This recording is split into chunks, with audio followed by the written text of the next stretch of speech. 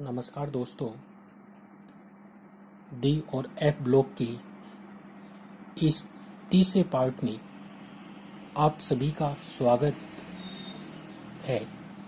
कल हमने D block की ऑक्सीकरण अंक तक पढ़ा था। जो मेरा यह वीडियो पहली बार देख रहा है तो उसको मेरे डी और एफ ब्लॉक के पहले और दूसरे पार्ट जरूर देखें। आज हम प्रारंभ कर रहे हैं डी और एफ ब्लॉक का ये पार्ट नंबर 3। सबसे पहले इसमें अपन पढ़ते हैं अपना पांचवा करेक्टर। डी ब्लॉक का पांचवा करेक्टर चल रहा अपना उत्प्रेरकीय गुण। डी ब्लॉक के सदस्यों की एक प्रमुख विशेषता होती है कि डी ब्लॉक के जो सदस्य होते हैं वो उत्प्रेरक के रूप में कार्य करते हैं कि ये किसी रासायनिक अभिक्रिया के जो वेग होता है उस रासायनिक अभिक्रिया के वेग को ये प्रभावित करते हैं।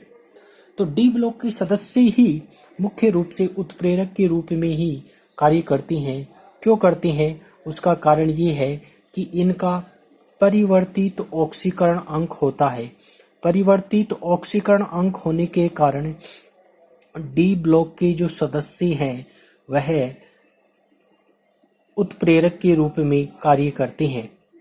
जब ये किसी अभिकारक के साथ जुड़ते हैं तो अपनी उच्च ऑक्सीकरण अंक प्रदर्शित करने लगते हैं तथा जब ये हटते हैं तो वापिस पुनः अपनी निम्न ऑक्सीकरण अवस्था में आ जाते हैं। कुछ प्रमुख रासायनिक अभिक्रियाएं जिनमें ये उत्प्रेरक के रूप में प्रयुक्त होते हैं, जैसे वनस्पति तेल से वनस्पति घी का निर्माण होना। तो वनस्पति तेल होता है वह एक एल्कीन होती है और इस एल्कीन में हाइड्रोजन जोड़कर और अपन वनस्पति घी का निर्माण करते हैं, जिसमें यह डबल बॉन्ड जो होता है वह सिंगल बॉन्ड में परिवर्तित हो जाता है।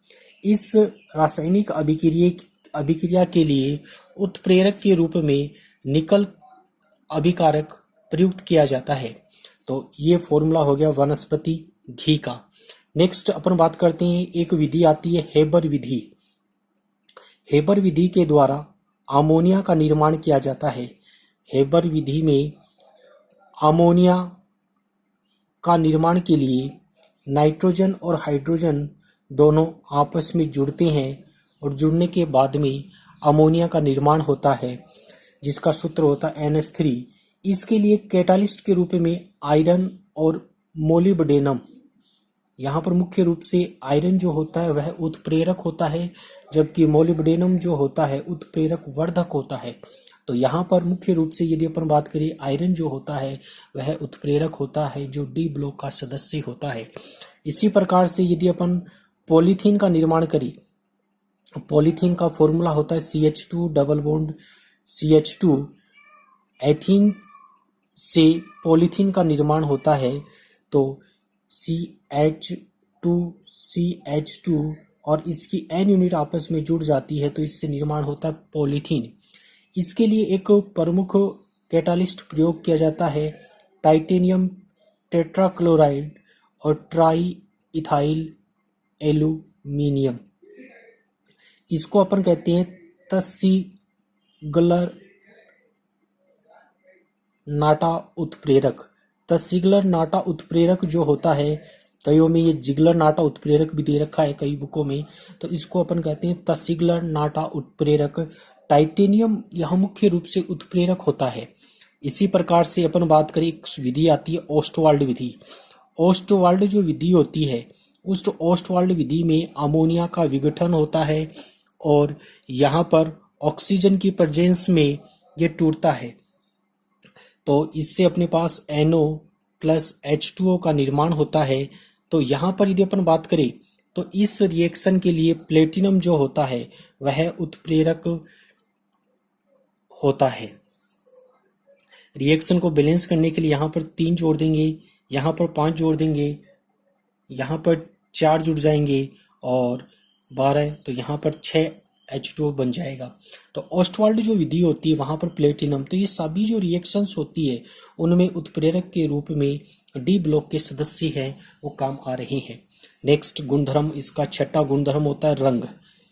तो डी ब्लॉक के जो सदस्य होते हैं वो कलर्ड होते हैं, मुख्य रूप से रंगीन होते हैं। क्यों होते हैं कि डी ब्लॉक के जो सदस्य होते हैं उनमें अयुग्मित इलेक्ट्रॉन उपस्थित होते हैं। अयुग्मित इलेक्ट्रॉन उपस्थित होने के कारण डी ब्लॉक के जो सदस्य होते हैं रंगीन होते हैं। क्यों? क्योंकि डी कक्षक जो होते हैं वो 5 होते हैं, पांचों की ऊर्जा बराबर होती है। 5 जो डी कक्षक होते हैं वो उनकी ऊर्जा बराबर होती है, इस कारण इनको कहा जाता है समभ्रस कक्षक। 5 डी कक्षक होते हैं जिन्हें समभ्रस कक्षक कहते हैं, और इन 5 कक्षकों की ऊर्जा बराबर होती है। लेकिन जब इनके संपर्क में लिगेंड आती हैं तो ये पांचों डी कक्षक 2 भागों में विपाटित हो जाती हैं। आधे कक्षक इसके T2G हो जाती हैं और आधे कक्षक EG में विपाटित हो जाती हैं। EG कक्षकों की संख्या 2 होती है और T2G कक्षकों की संख्या 3 होती है। तो डी कक्षक होती हैं वो 2 भागों में टूट जाती हैं। एक कहलाते T2G, दूसरे प्रकार के जो कक्षक कहलाते हैं EG। तो जब इनमें अयुग्मित इलेक्ट्रॉन होते हैं तो वो है अयुग्मित किसी निम्न ऊर्जा स्तर से उच्च ऊर्जा स्तर में चले जाती हैं। यानी कहेंगे कि एक डी कक्षक से दूसरे डी कक्षक में चले जाने के कारण डी ब्लॉक के सदस्य जो होते हैं वो डी संक्रमण या कहीं T2G से EG संक्रमण में के कारण रंगीन दिखाई देते हैं। नेक्स्ट बात करें कि यदि कहीं पर सभी के सभी इलेक्ट्रॉन युग्मित अवस्था में उपस्थित है तो वह युग्मित अवस्था में सभी के सभी इलेक्ट्रॉन, तो वो सभी के सभी कंपाउंड जो होंगे वह रंगहीन होते हैं। जब ये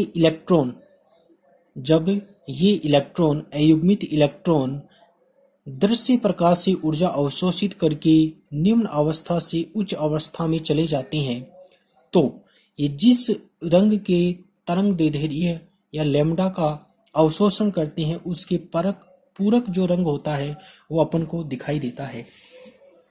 नेक्स्ट गुणधर्म आता है इसका चुंबकीय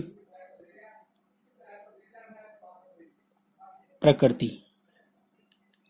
चुंबकीय प्रकृति भी मैग्नेटिक प्रॉपर्टी या चुंबकीय प्रकृति यह भी अयुग्मित इलेक्ट्रॉनों पर निर्भर करती है। जितने अधिक अयुग्मित इलेक्ट्रॉन होते हैं उतनी अधिक उसकी चुंबकीय प्रकृति होती है।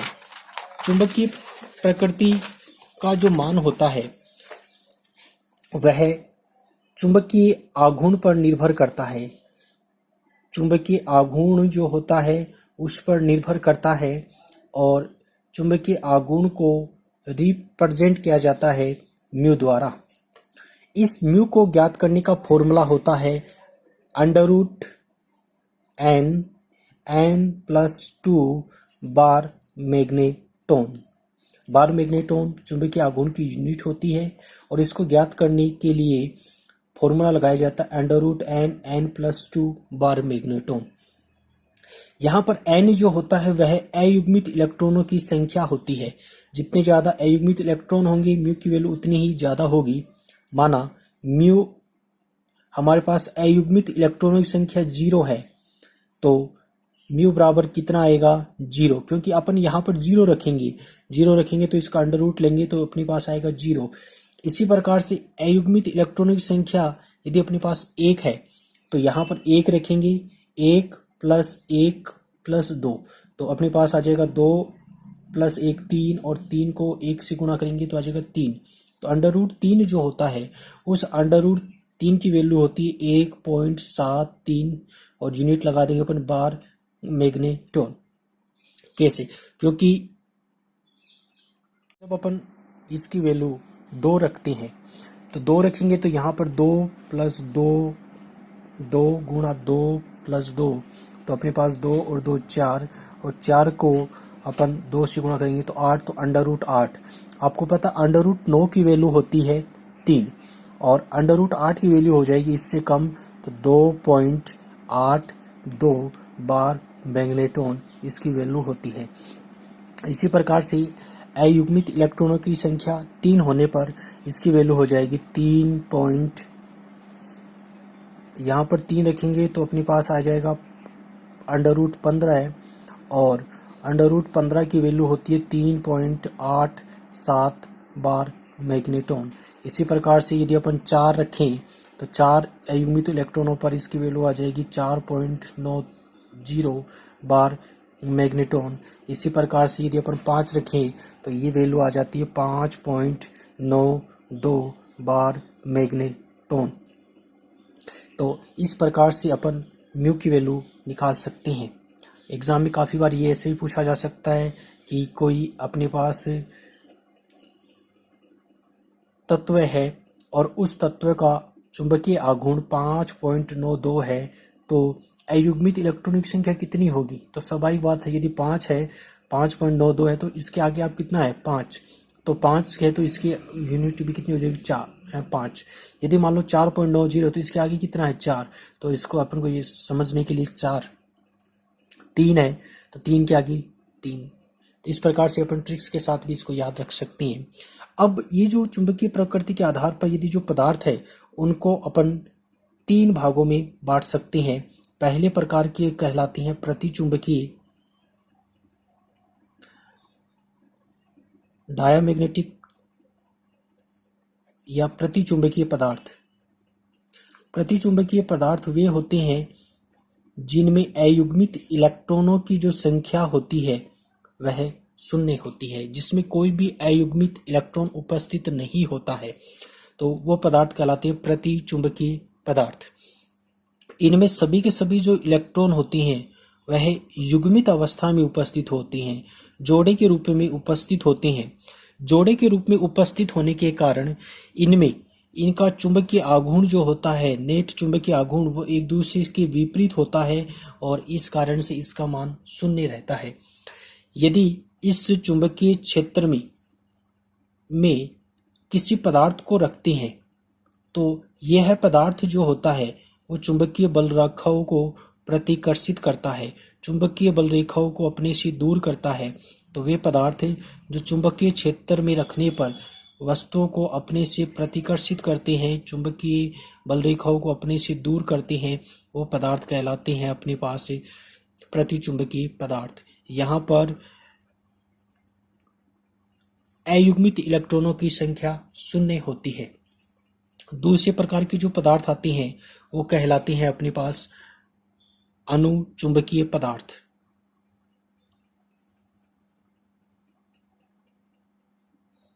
दोस्तों, अभी तक आपने मेरे चैनल को सब्सक्राइब नहीं किया है तो सब्सक्राइब कर लीजिए। इसमें बेल आइकन है, उसको ऑन कीजिए ताकि आपको नोटिफिकेशन मिलता रहे प्रत्येक वीडियो का, और ज़्यादा से ज़्यादा इसको लाइक और शेयर कीजिए। अनुचुंबकीय पदार्थ या पैरामैग्नेटिक ऐसे सब्सटेंस, ऐसे पदार्थ जिसमें अयुग्मित इलेक्ट्रॉन उपस्थित होते हैं। ये पदार्थ जो होते हैं इनमें अयुग्मित इलेक्ट्रॉन उपस्थित होने के कारण कुछ चुंबकीय आघूर्ण उपस्थित होता है। इसमें अधिकतर जो इलेक्ट्रॉन्स जो होते हैं वो युग्मित अवस्था में प्रेजेंट होते हैं, लेकिन कुछ जो इलेक्ट्रॉन्स जो होते हैं वह अयुग्मित अवस्था में उपस्थित होते हैं।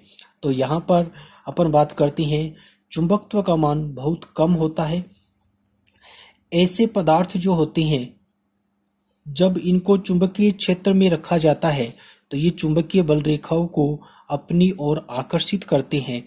तो ऐसे पदार्थों को अपन कहते हैं अनुचुंबकीय पदार्थ।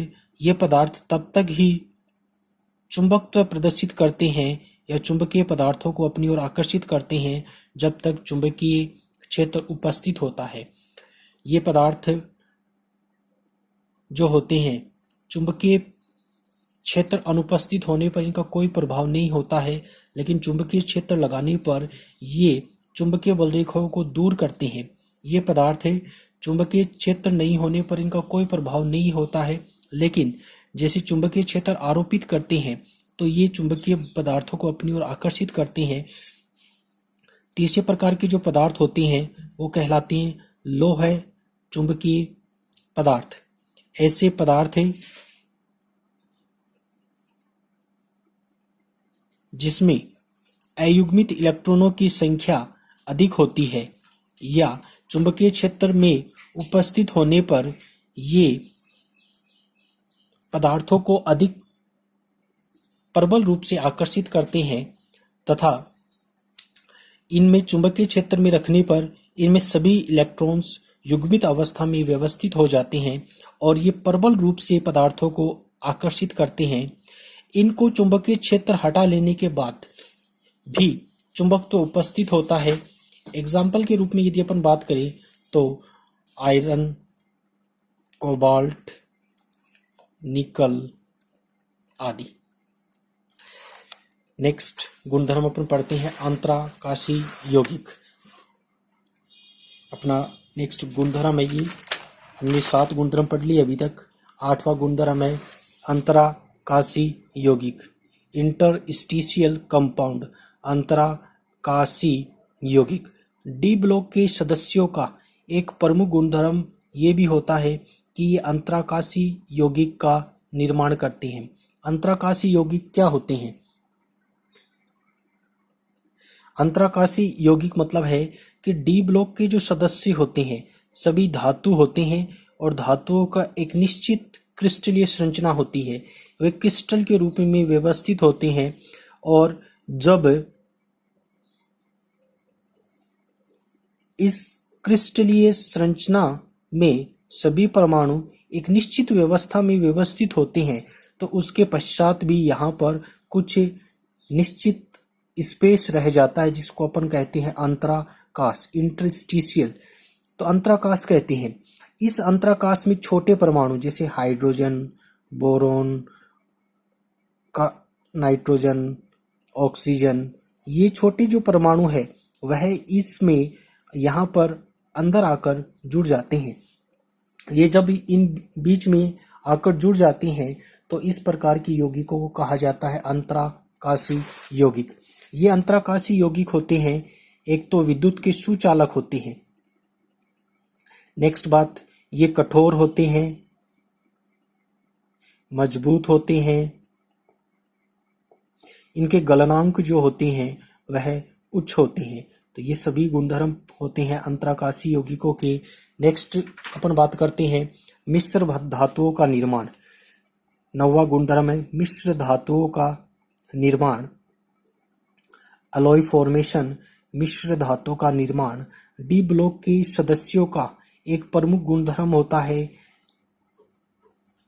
मिश्र धातुओं का निर्माण डी ब्लॉक का समान आकार होने के कारण, सभी परमाणुओं का समान आकार होता है और समान आकार होने के कारण डी ब्लॉक के एक परमाणु में दूसरे परमाणु के जो कण होते हैं, जो परमाणु होते हैं वो आसानी से व्यवस्थित हो जा सकते हैं। तो इस प्रकार दो धातु जब आपस में मिल जाती है तो उसे अपन कहते हैं मिश्र धातु। तो डी ब्लॉक के सदस्यों का एक प्रमुख गुणधर्म होता है कि वह मिश्र धातुओं का निर्माण करते हैं। जैसे अपन बात करते हैं, एक शब्द आता पीतल। पीतल में 2 मिश्र धातु कॉपर और जिंक से पीतल का निर्माण होता है। इसी प्रकार से एक मिश्र धातु आती है कांसा। कांसे में यदि अपन बात करें कॉपर और टिन, दो धातुओं का यह मिश्र होता है। तो ये हमारा आज अपना एक पार्ट डी ब्लॉक कंप्लीट होता है।